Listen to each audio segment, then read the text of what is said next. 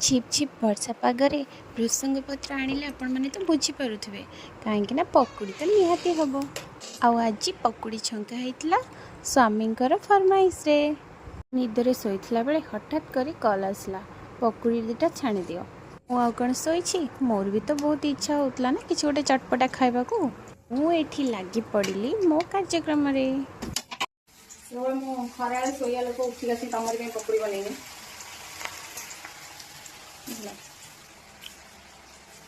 मत सोई था मैं काम काम किया तो खाने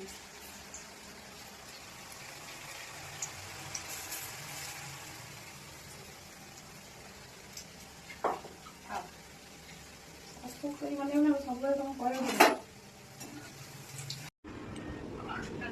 नियो नियो आउ एबे बाकी पकुड़ी नहीं कि मो माँ पाखक चलिली। आ देखंतु माँ एठी गीत बजेकी सोई जाचंदी।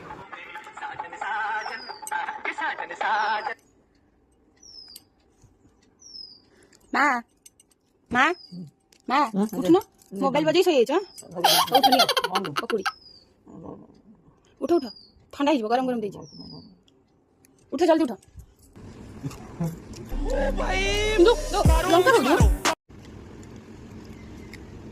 मामा जहाँ खाइबे तू से खाइबे ना,